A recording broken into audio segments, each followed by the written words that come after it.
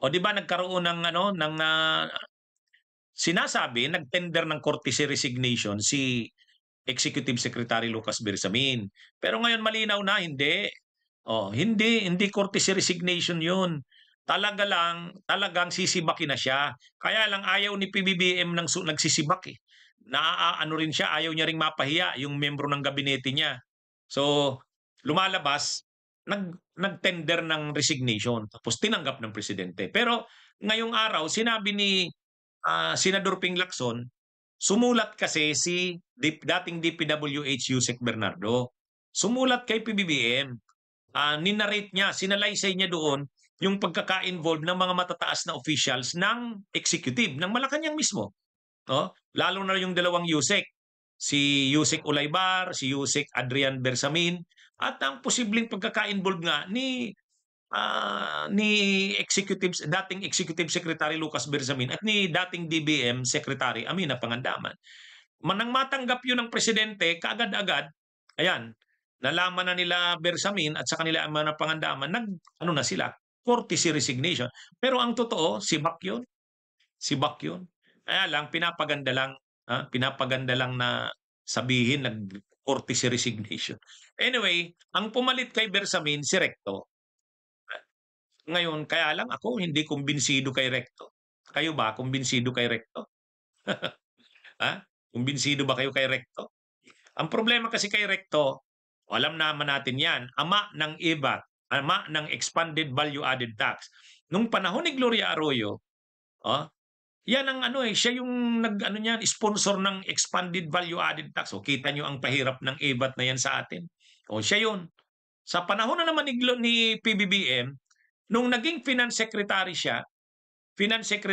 siya yung gumawa ng yung yung may kaso na ngayon sa Supreme Court, yung pondo ng PhilHealth kinuha. Oh.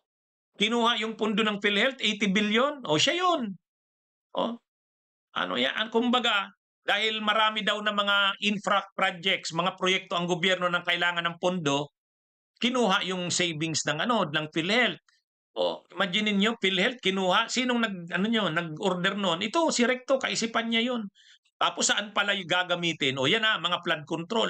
Ay, kaya maano rin to si Recto eh. Ha? Yan, isa yan, yung PhilHealth. Yung sa PhilHealth, siya yan. O, pagkatapos, itong mga itong mga nangyayaring ito sa budget, o yan, Recto na naman yan. Ang daming krimen ni Recto pagdating sa pera ng bayan. Ha?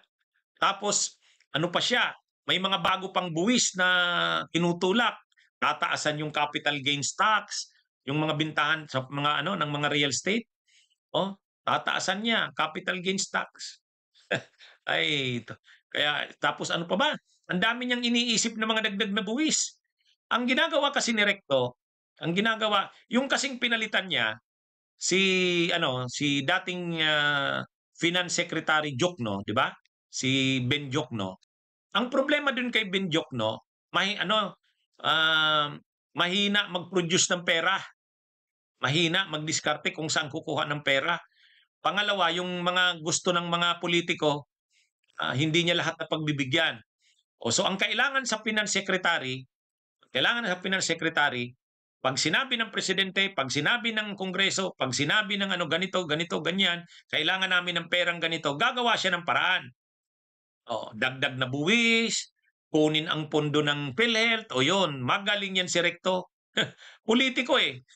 Alam niya, kaya politiko siya na ekonomista, yun ang doon. Kumbaga sa kanya, pagbibigyan niya yung mga politiko, kasi dating politiko siya. Siya eh, dating senador, dating congressman ng Batangas. Kaya kumbaga yung laro sa mga politiko, magaling siya diyan. At the same time, sa paghahanap ng pondo, ng pera, kahit pa ikahirap yan ng taong bayan, gagawin niya yan. Basta't may pondo ang mga politiko. Yun ang mahirap dyan kay Recto eh. Ganyan yung record niyan. O di ba? Katulad ng PhilHealth, alam naman natin na ang PhilHealth, pondo ng taong bayan yan sa kalusugan ng taong bayan. Pero may nakita si Recto pwede itong pwede yang mga savings na yan, may tira pa ang PhilHealth, kunin natin.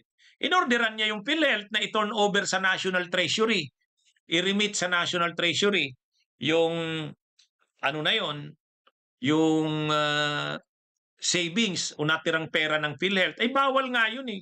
Kaya ang nangyari, question ngayon sa Korte Suprema. Kaya may kaso ngayon sa Korte Suprema eh. May kaso ngayon sa Korte Suprema yon, yung ginawa na yon na pag-transfer ng pundo ng PhilHealth, pinabalik sa Bureau of Treasury. Pagbalik sa Bureau of Treasury, ginagamit na nila Recto kung saan. Kala mo naman napaka-emergency nung paggagamitan. Ano pala, flood control na naman, infrastructure ng mga politiko. Yan yung problema. Ha? Kaya itong si Recto, wala akong masyadong tiwala dito. Hindi ako kumbinsido dito kay Recto. Political dynasty rin. Imagine niyo yung asawa niya, si Vilma Santos, governor. Yung anak ni Vilma Santos kay Ido Manzano, gagawin pa sanang vice governor. Buti lang natalo kay Mandanas. Tapos yung anak ni Ralph Recto at saka ni Vilma Santos, Recto, congressman. Ibang pangalan nun, ano pa yun? Bata pa yung anak nila. Kaya political dynasty. Kaya itong si Recto, maano ito sa politika eh. Talagang siya sa politika. Pagka hiningi ng mga politiko, binibigay niya yan kasi politiko siya. Hindi taong bayan ang mas pinano nito, iniisip nito. O ngayon, naging executive secretary siya. Little president, ay matindi ang kapangyarihan niyan. Matindi ang kapangyarihan niyan. Kaya, imaginein mo ang isang politiko na political dynasty, sanay sa mga galawang trapo. Yan ang baka mas ikasira pa ito ni PBBM. Sa halip na ikabuti ito ni PBBM, baka mas ikasira niya pa. Yan eh, dapat naghanap na lang si PBBM ng executive secretary na na medyo maayos.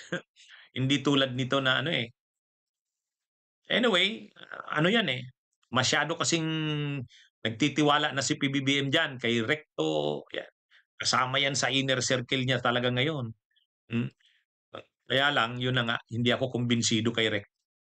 Bunyog, bunyog, halikan na kasama ka. Bunyog, kapag buklod ay may pag-asa. Luzon, Visayas, Mindanao, isa ang pananaw. Sa bagong Pilipinas ang bunyog isisigaw. Bunyog.